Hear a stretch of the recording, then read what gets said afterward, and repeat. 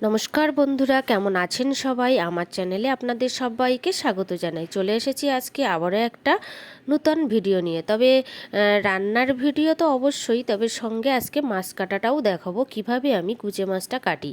তো অন্যান্য দিন আমিই কাটি, আজকে মানে আমার হাজব্যান্ডকে দিয়েই কাটিয়েছিলাম, আমি একটু ভিডিওটা করে নিয়েছিলাম। তো প্রথমে কুচে মাছটাকে গামছা দিয়ে মাথাটা শক্ত করে চেপে ধরেছে। তারপরে মাছের গলার চারিখানা দিয়ে হালকা করে একটু ছুরি দিয়ে কেটে নিয়েছে, নিয়ে তারপরে চামড়াটা একটু একটু করে টেনে তুলে নিয়েছে। ঠিক গামছা দিয়ে ধরা যাবে এরকম পর্যায়ে এসে গামছা দিয়ে ভালো করে ধরে টেনে দিয়েছে।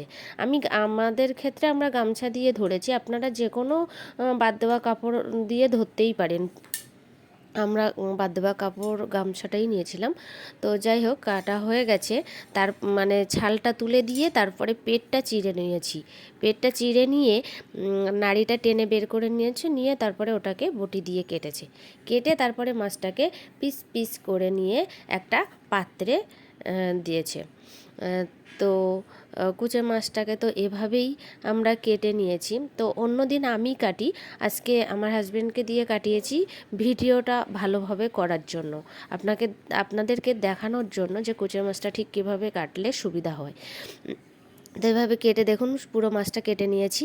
তারপরে ফুলকপি দিয়ে রান্না করব, তাই জন্য ফুলকপিগুলো বেশ বড় বড় করে কেটে নিয়েছি।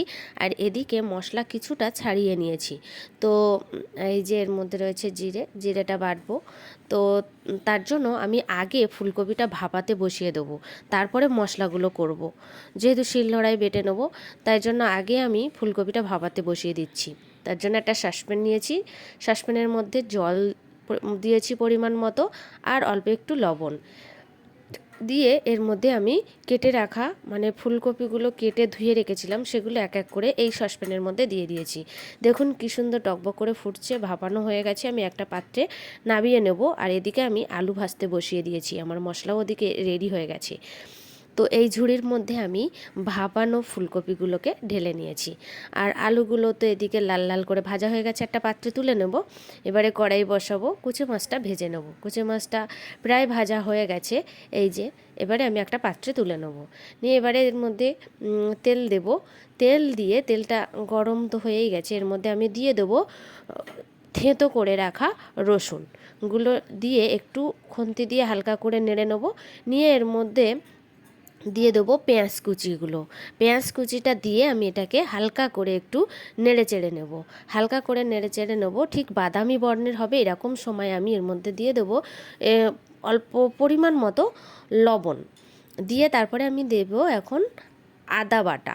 আদা বাটাটা দিয়ে একটু সময় খুন্তি দিয়ে নেড়ে চেড়ে নিয়েছি। এবারে আমি এর মধ্যে দিয়ে দেব গোটা ধনে আর গোটা জিরে একসঙ্গে বেটে রেখেছিলাম, সেটা দিয়ে একটু নেড়ে চেড়ে নিয়েছি। এবারে দেব কাঁচা লঙ্কা বাটা। কাঁচা লঙ্কা বাটাটা দিয়ে আমি ভালো করে নেড়ে চেড়ে নেব। ভালো করে নেড়ে চেড়ে নিয়ে আমি এটাকে দিয়ে দেবো এর মধ্যে পরিমাণ মতো হলুদ গুঁড়ো। পরিমাণ মতো হলুদ গুঁড়ো দিয়ে একটু সময় আমি এটাকে নেড়ে চেড়ে নেবো। একটু সময় নেড়ে চেড়ে নেবো। তারপরে আমি যে বাঙালির যেটা নিয়ম আর কি, মানে যে থালায় মশলাগুলো করে রেখেছিলাম সেই মশলা লেগেছিল, তো থালাটা ধুয়ে মশলার মধ্যে দিয়ে দিয়েছি। জলটাও বেশ অনেকটাই মরে এসেছে। আর দেখুন কী সুন্দর মশলার গা দিয়ে তেল ছাড়ছে। ঠিক এরকম সময় আমি ভাপিয়ে রাখা ফুলকপিগুলো এই মশলার মধ্যে দিয়ে দেবো। দিয়ে একটু সময় নেড়ে চেড়ে নেবো।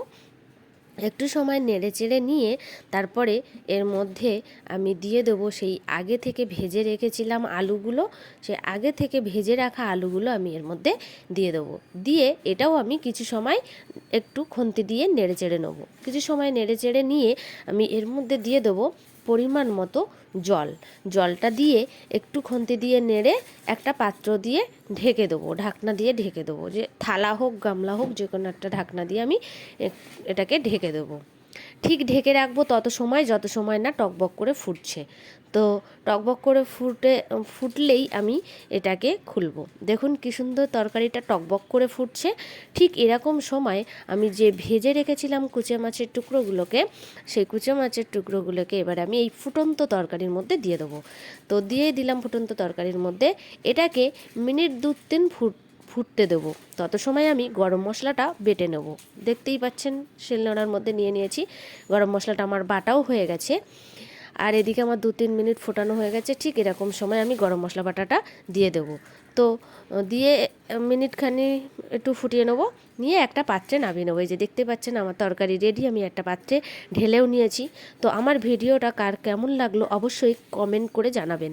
আমার চ্যানেলে আপনি যদি নূতন হয়ে থাকেন সাবস্ক্রাইব করে পাশে থাকবেন। ততক্ষণ আবার একটা ভিডিও নিয়ে দেখা হবে। ততক্ষণের জন্য সুস্থ থাকুন, ভালো থাকুন।